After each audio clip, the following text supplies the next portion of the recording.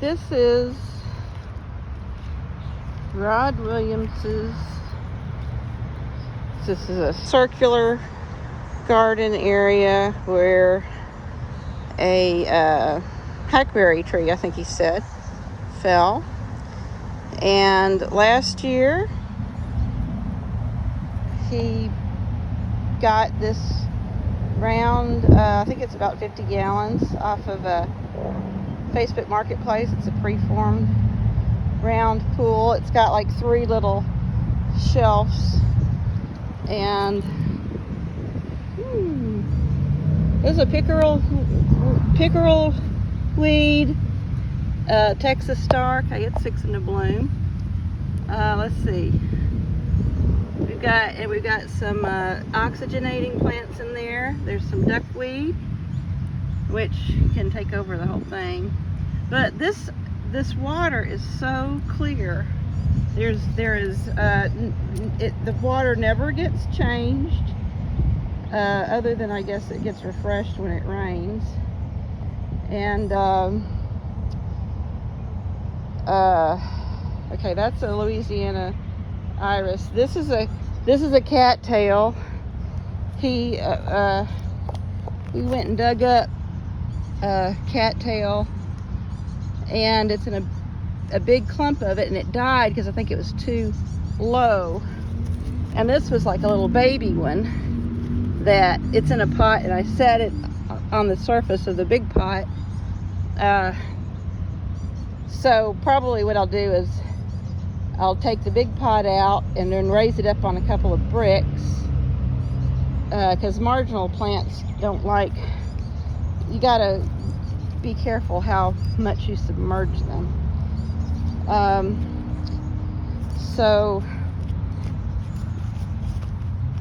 Okay, so this is I divided the Texas Star, so this is a Texas Star. I really like the spotted leaves. This is a hardy.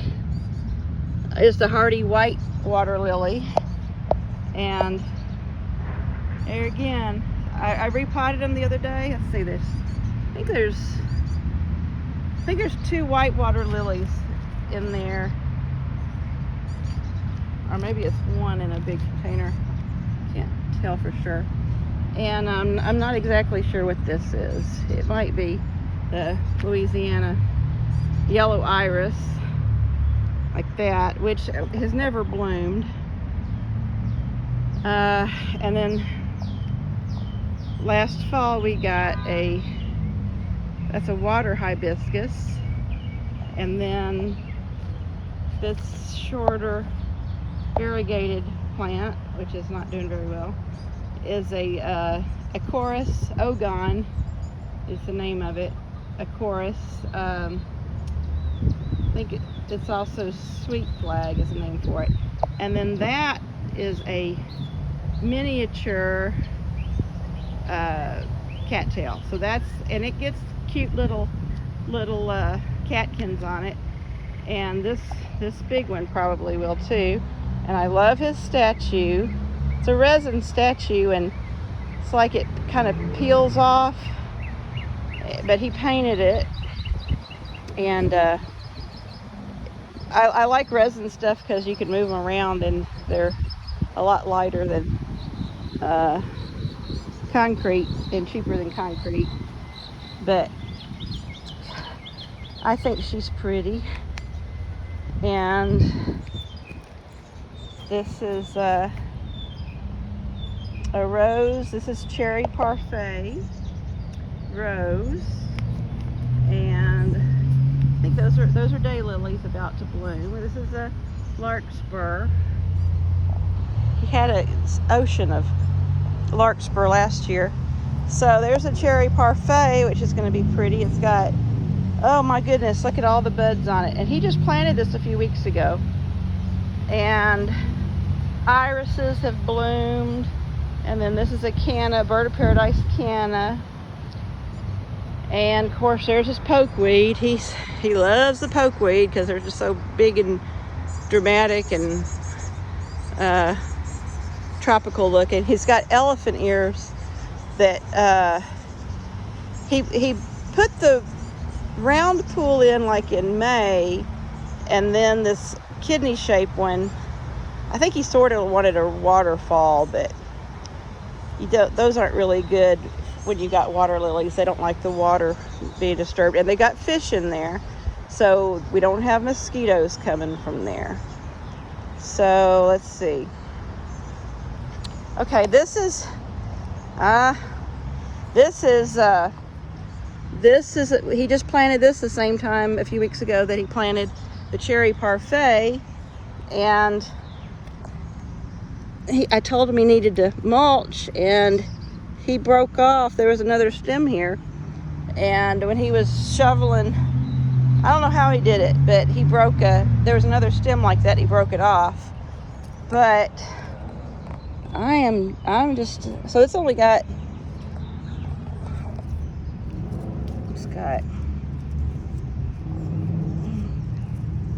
okay, so there's going to be new growth coming out of that stem, so it's going to be okay, but it's fixing to bloom. So I guess it gets enough sun here. And I'm gonna have to, the raspberries at my house, I think this is like a week or so earlier than we usually get them. Not sure why, but he needs to come out here and pick and weed. And that wasn't that bad. He ate his first one the other day. And he's done a good job keeping the, let me get it from a different angle. So it's pretty makeshift, but he's got the two wires on each side, and then it kind of curves around here, which has worked out well. And let's see. So this is a black raspberry, but this is a Triple Crown black raspberry. I guess this is the one that'll fruit next year. And he needs to cut some of these things. He should have cut. I don't do anything to my raspberries, so I'm not an expert.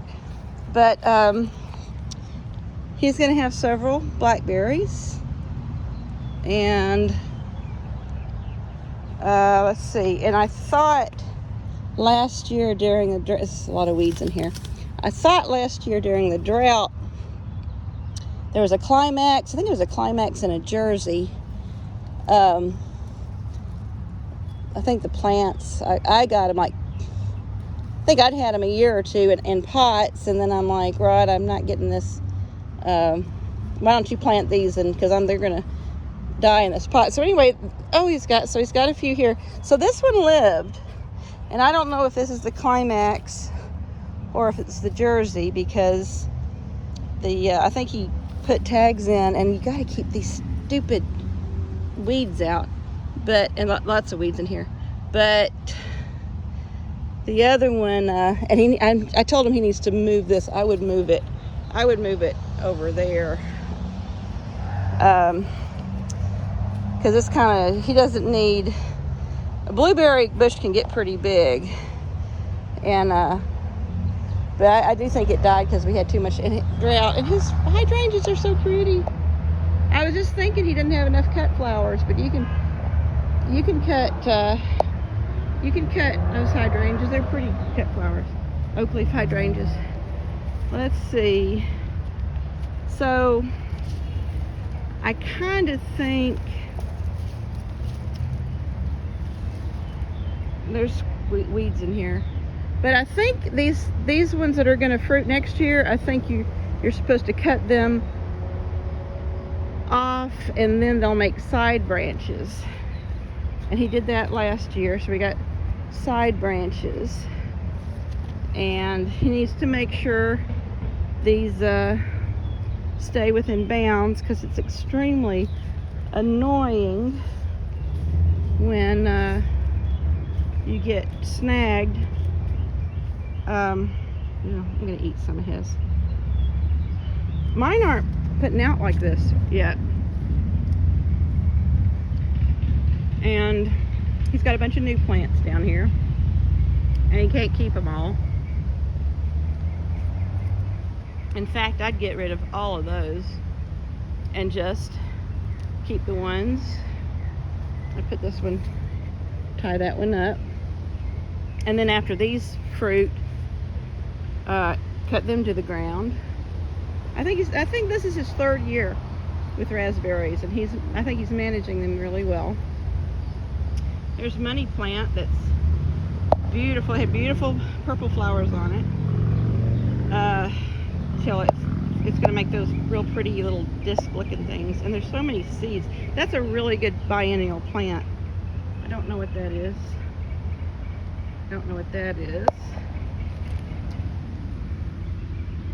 Oh, see, this is, I think this is hemlock, because they say the purple splotches is hemlock. He needs to get rid of all the hemlock. I'm not sure what all this is. It's got swamp sunflower and Jerusalem artichoke, and not sure what that is. But all this stuff down there, I don't know what that is. Okay, that's some kind of sunflower.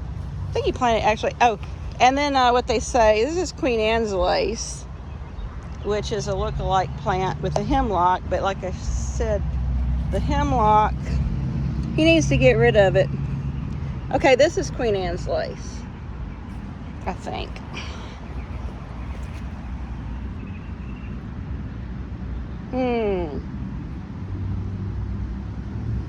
Okay.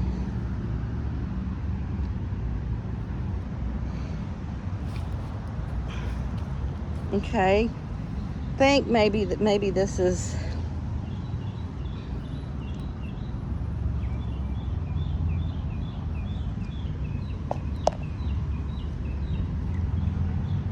I just saw something the other day. Okay, I think maybe these are different. But I just saw something the other day about poison hemlock and lookalikes. This is such a pretty Queen Anne's lace. And of course the Queen Anne's lace has that little dot in the middle, which this doesn't have yet, but I think it's going to. And I read something that says Queen Anne's lace, the queen has hairy legs. And okay, there's hairs on that. So, but this is nice. Queen Anne's lace is a really pretty filler. So he's 6.5 Queen Anne's lace and rose. His rose, that's the first year for the rose, but it'll do better in subsequent years, I think. Okay, so I think, see there, I think that's the queen. Queen has hairy legs. Queen Anne's lace. So there's a couple of clumps here. I'm pretty sure that's a weed. I think that might be a paper mulberry or something, but that's a grapevine. That's a weed. His irises. Let's see. Oh, I think this is dock. Is this dock or plantain? I can't remember. But this is a weed. That's, you know, I said it makes little seeds. Let's see. I think I see some zinnias. I think this is his false indigo. He moved it. I don't know if it's going to bloom or not. But I think the good thing about these sunflower plants is that they very, very late in the season, they're yellow and they're beautiful. And his hydrangea perked up. It's doing really well. And okay, and here his wood poppies did very well. Put on a very nice show. They're still blooming. Look at that. And there's a mayapple down here, but something, I think that was a mayapple leaf. Something knocked it over or ate it or something. These great big hostas, they like the shade. They're doing very well here. They make a beautiful, very fragrant, plantain lilies make a beautiful white flower, very fragrant white flower. And I'm just so happy for his isn't that cute? That's pretty. Does it smell? Doesn't smell much. Let's see. And then there's this red bud, which they can get pretty big, but he likes it. This is called I think a spindleberry, and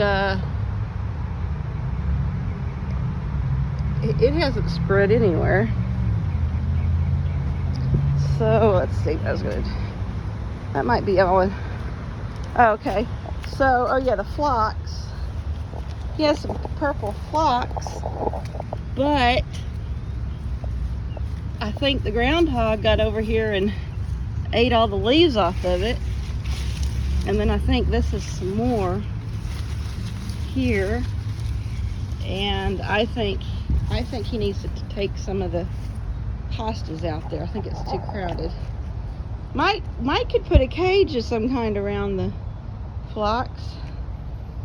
So this is the native columbine fixing to go to seed.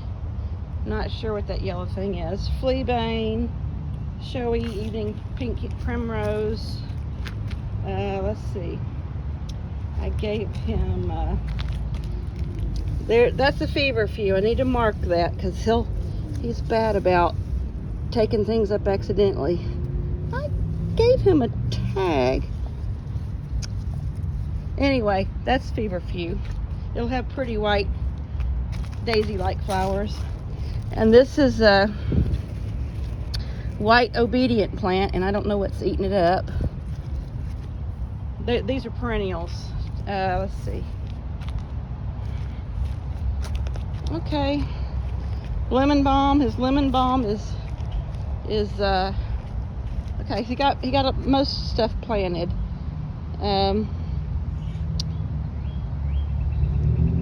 And some transplants, and his lemon balm, this is the biggest.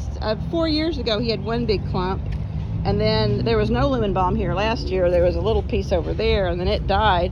But this lemon balm is this is like all lemon balm, and there's a bunch of his elephant ears. I don't know if